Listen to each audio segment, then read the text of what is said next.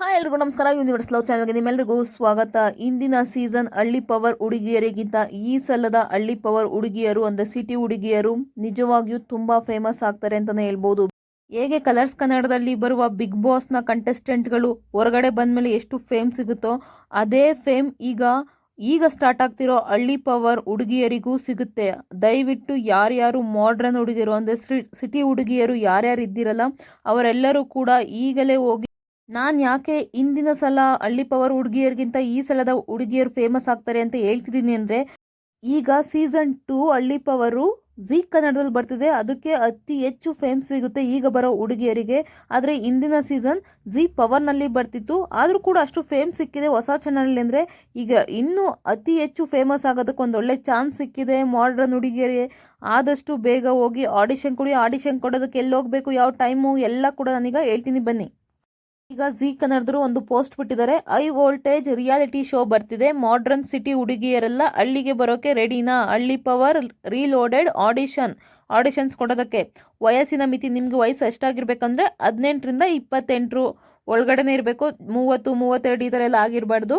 ಇಲ್ಲಿ 16, 17 ಬರೋಂಗಿಲ್ಲ. ಬರೀ 18ರಿಂದ 28 ಒಳಗೆ ಏಜ್ ಅನ್ನೋರು ಆಗಿರ್ಬೋದು.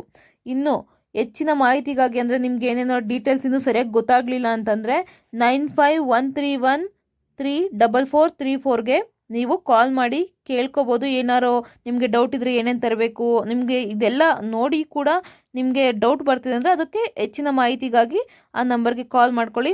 ಇನ್ನು ನೀವು ನಿಮ್ಮ ಭಾವಚಿತ್ರ ಹಾಗೂ ಸಂಪೂರ್ಣ ವಿವರಗಳನ್ನು ವಾಟ್ಸಪ್ನಲ್ಲಿ ಕಳಿಸಿ. ಅಂದರೆ ನಿಮ್ಮದು ಫೋಟೋ, ಅದೇ ರೀತಿ ಹೆಚ್ಚಿನ ವಿವರಗಳು ಅಂದರೆ ನಿಮ್ಮ ಊರಿರ್ಬೋದು, ಆಧಾರ್ ಕಾರ್ಡ್ ಆ ಥರ ಕಳಿಸ್ಬೇಕನ್ಸುತ್ತೆ.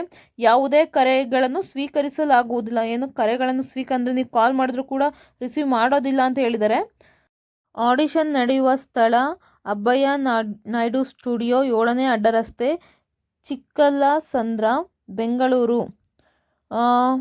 ಭಾಗವಹಿಸಲು ನಿಮ್ಮ ಪಾಸ್ಪೋರ್ಟ್ ಸೈಜ್ ಫೋಟೋ ಹಾಗೂ ಅಡ್ರೆಸ್ ಪ್ರೂಫ್ ಜೆರಾಕ್ಸ್ ಜೊತೆಗೆ ಬನ್ನಿ ಅಂತ ಹೇಳಿದ್ದಾರೆ.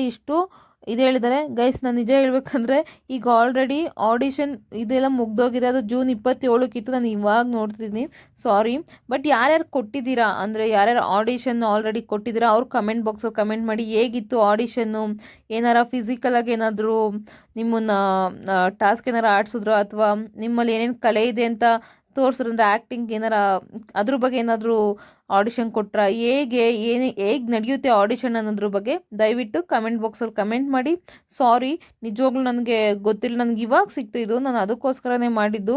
ನಾನು ಮೊದಲಿಗೆ ಡೇಟ್ ಕೂಡ ನೋಡಿದೆ, ಇದ್ದಕ್ಕಿದ್ದಂಗೆ ತಾಳು ಅಪ್ಡೇಟ್ ಕೊಡೋಣ ಅಂತ ಬಂದೆ. ಆಮೇಲೆ ಗೊತ್ತಾಯಿತು ಡೇಟು ಇಷ್ಟು ಆಲ್ರೆಡಿ ಮುಗ್ದೋಗಿದೆ ಅಂತ. ಸಾರಿ ಗೈಸ್, ನಿಜವಾಗ್ಲೂ ಸಾರಿ.